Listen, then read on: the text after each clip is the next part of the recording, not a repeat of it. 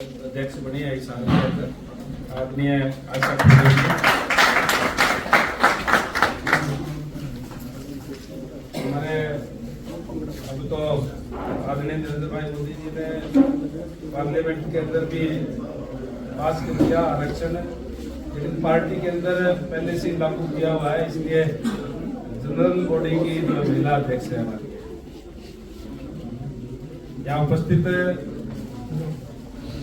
हरियाणा सरकार में माटीकला बोर्ड के चेयरमैन ईश्वर माधवाल जी, आदरणीय नेहा धवन जी, विस्तार से आपके बीच में अपनी बात रखने के लिए हमारी पार्टी के महामंत्री अजीत आशीष जोशी जी, यहाँ उपस्थित है आदरणीय चौहान जी और तमाम पत्रकार साथी आदरणीय इसका संचालन कर रहे सुकरण गौड़ जी, मुझे पता ही नहीं था पत्रकार भी है, राणा साथी है मेरा, और इन्होंने गुप्ता जी कहा था कि आना है, मैंने कहा भी आजकल प्रोग्राम ज्यादा है इसलिए अब मेरे को ना बुलाओ, आप मेरे पुस्तक को वैसे ही ज्यादा प्रोग्राम है, अंदर 5 मिनट निकाल देना। तो मैं लेट हुआ हूँ, तो मैं तो पहले बता दिया था इनको ये भी प्रोग्राम ज्यादा है, आप लोग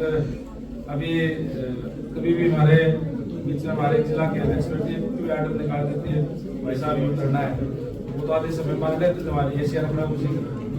इसलिए क्योंकि अभी चुनाव का समय भी है, आप लोगों को पता है, इसलिए लेट आया, उसके लिए मैं आप सबसे माफी चाहूंगा। और सारे पत्रकार साथी प्रशासक जी बैठे हैं, ऊपर जी तो हमारे बहुत पुराने साथी है, वेदपाल जी, सारे ही है, सबका नाम लूंगा तो वही लंबा समय लग जाएगा, इसलिए दे देता हूँ। और सारे यहाँ उपस्थित पत्रकार, पीछे को बच्चे बैठे हैं क्या? हमारे प्यारे बच्चों, मैं धन्यवाद करूंगा कि आप लोगों ने आज यहाँ बुला करके आप सबसे रूबरू होने का मौका मिला, और जिस तरीके से पत्रकारिता की जहां तक बात है, इसमें बहुत अच्छे तरीके से मैं तमाम साथियों को जानता हूं, अपना काम बेहतर तरीके से सारे यहाँ कर रहे हैं, इसके लिए आप सबको बधाई भी देता हूं। और पत्रकारिता में जो कोई भी कहीं भी सरकार के सामने कोई बात ना आ रही हो, कहीं कोई शोषित हो, पीड़ित हो, कहीं को किसी को कहीं न्याय ना मिल रहा हो, तो उसको भी न्याय दिलाने का काम आप लोग करते हैं, उसको उजागर करके सरकार के सामने लाने का काम आप लोग करते हैं। मैं कहता हूं कि आप लोग सरकार के सहयोगी भी हो और सरकार को सचेत करने का काम भी आप लोग करने का काम करते हैं, क्योंकि समाज के अंदर आप लोगों का खासकर राजनीति के अंदर तो अहम रोल है। जहां आज के समय के अंदर मतलब विशेष तौर से आपसे ये गुजारिश करूंगा कि निडर होकर के, निर्भीक होकर के निष्पक्ष बात जो है वो लिखी जानी चाहिए, चाहे वो दिखाने की बात हो, क्योंकि आजकल डिजिटल का समय है, सोशल मीडिया का समय है, और चाहे तो प्रिंट मीडिया की बात है, मतलब निष्पक्ष तौर पे अगर हम करते हैं तो काम के साथ न्याय होता है, किसी का पक्षपात ना करके। और वास्तव के अंदर ये बहुत बड़ी सेवा भी है पत्रकारिता, अपना काम तो है ही, काम के साथ साथ देश की सेवा भी है और जनता की सेवा भी है, क्योंकि कई बार अपनी अपनी तरफ से हम सब लोग मिलकर के पूरा प्रयास करते हैं, चाहे हमारा संगठन है, चाहे सरकार के अंदर बैठे हुए लोग हैं, फिर भी कहीं न कहीं कोई अगर कमी रह जाती है तो उसको सामने लाने का काम भी पत्रकार साथी करते हैं। और निश्चित तौर पर आप लोग जो उठाने का काम करते हैं तो उसकी तरफ ध्यान का जो सरकार का ध्यान आप आकर्षित करते हैं और उसके ऊपर काम होते भी हैं और कई बार आपके माध्यम से लोगों को न्याय भी मिलता है। लेकिन आज का समय इस टाइप का भी है, तरह तरह की बात बिना मतलब की, क्योंकि सोशल मीडिया एक बहुत ही खतरनाक मामला है। अभी जो है कोई पहले कोई उस खबर की बगैर पुष्टि के ही आगे चलाने का काम, कई बार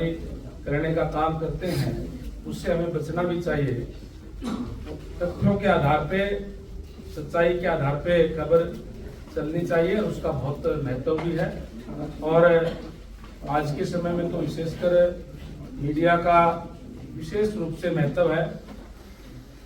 और आप लोग बखूबी उस काम को अंजाम देने का काम आप लोग करते हैं। आपका मैं तहे दिल से आभार भी प्रकट करता हूँ, धन्यवाद करता हूँ। हमारी सरकार भी ये चाहती है कि हम पत्रकारों को जो रात दिन अपने परिवार की, अपनी खुद की परवाह न करते हुए धूप में, गर्मी में, दिन में, रात में, बारिश के अंदर भी खबर लाने का काम करते हैं और वहीं चाहे कहीं प्राकृतिक अप्राकृतिक कोई आपदा हो, चाहे कोई भी कितने भी खतरनाक जगह क्यों ना हो, पत्रकार महोदय वहां पहुंचने का काम करते हैं। वहां या तो हमारी सबसे पहले मिलिट्री पहुंचती है या पत्रकार पहुंचते हैं। वहां पहुंच करके भी जो सच्चाई है वो सामने लाने का काम, समाज के सामने, दुनिया के सामने लाने का काम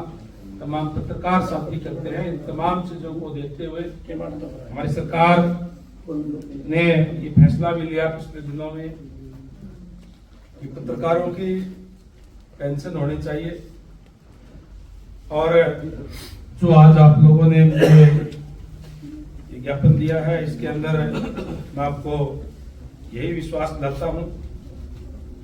कि माननीय मुख्यमंत्री महोदय से मिलकर के इसको जो मुझे दिया है या जो बताया है, इसके अच्छी तरीके से इस पर विचार विमर्श करके, और मैं इस बात से सहमत हूं कि जो बहुत पुराने जो साथी हैं, जो लगे हुए हैं, उनके ऊपर जो कंडीशन वाली बात जो आप कह रहे हैं, एजुकेशन वाली, वो पुराने साथियों के ऊपर तो उसके अंदर छूट होनी चाहिए। उसके अंदर क्या हो सकता है, क्या नहीं हो सकता है, आज मैं पूर्ण रूप से तो आपको कुछ नहीं कह सकता, कोई घोषणा नहीं कर सकता, क्योंकि जब तक मैं बात ना करूं, कोई भी बात अगर कही जाए और पूरी ना हो, इस टाइप की बात करने की मेरी कोई आदत नहीं है। लेकिन मैं आपको ये जरूर आश्वासन देता हूं, इसके ऊपर माननीय मुख्यमंत्री महोदय से विचार विमर्श करके जो भी संभव होने वाला काम होगा, आपको जिस चीज की भी दिक्कत परेशानी आ रही है उसको हटवाने का पूरा प्रयास मैं मेरी तरफ से करूंगा, ये आपको आश्वासन देता हूँ। और मैं समझता हूँ कि आप लोगों ने जो इसमें दिक्कत परेशानी लिखी है तो ठीक ही लिखी होगी और ठीक काम को आज की जो मौजूदा सरकार है वो कभी भी करने में मना नहीं करती, बशर्ते कि वो वाजिब हो, ठीक हो। और जो ठीक बात है उसको मैं समझता हूं कि माननीय मुख्यमंत्री महोदय के सामने जब भी हम कोई बात रखते हैं तो उसको पूरा करने का काम करते हैं। सरकार की तरफ को ये आश्वस्त भी करता हूं कि उसके ऊपर पढ़ करके, उसकी समीक्षा करके, जहां जहां कोई दिक्कत परेशानियां होगी उसको दूर करवाने का प्रयास हम करेंगे। हमारे बीच हमारे जिला के अध्यक्ष भी है, मैं भी हूँ, और सारे हम मिलकर के इस बात को देखेंगे। मैं परसों जाऊंगा चंडीगढ़, हमारी मीटिंग भी है, प्रयास करूंगा कि परसों बैठ करके इस विषय पर भी मैं बात करके और आपको इसका रिप्लाई भी देने का काम करूंगा। और मेरी तरफ से आपकी सिफारिश लिख करके भी भेजूंगा, उसकी एक कॉपी भी आपको भेज दूंगा मेरी तरफ। तो आप तमाम मेरे बहुत से साथी है, मित्र है, कुछ मेरे वोटर भी है, सपोर्टर भी है, बेशक है, क्योंकि इंडिविजुअल तौर पे तो हर कोई कहीं न कहीं जुड़ा होता है। जहां तक पत्रकारिता की बात है, आप निष्पक्ष करते हैं, लेकिन कहीं न कहीं वोट डालने का काम तो हम सारे करते हैं। वोट डालते हैं तो राजनीति से अछूता तो कोई नहीं होता। हाँ, काम के अंदर निष्पक्ष स्वच्छता होनी चाहिए, उसके अंदर कोई पक्षपाती जो है वो नहीं होनी चाहिए। और आज के समय में अगर आप देखेंगे तो जिस तरीके से सरकार भी हमारी कार्य कर रही है, बहुत बड़े बड़े कार्य सरकार ने, मौजूदा सरकार ने करने का काम किया है। और इसीलिए आज मुझे बड़ी खुशी है कि हर जगह राममय वातावरण बना हुआ है। अभी मेरी छोटी बहन आशा केदर जी से बता रही थी, यहाँ से भी अभी जो राम मंदिर का निर्माण हुआ है, बहुत लंबे समय से ये हर एक हिंदुस्तानी के मन में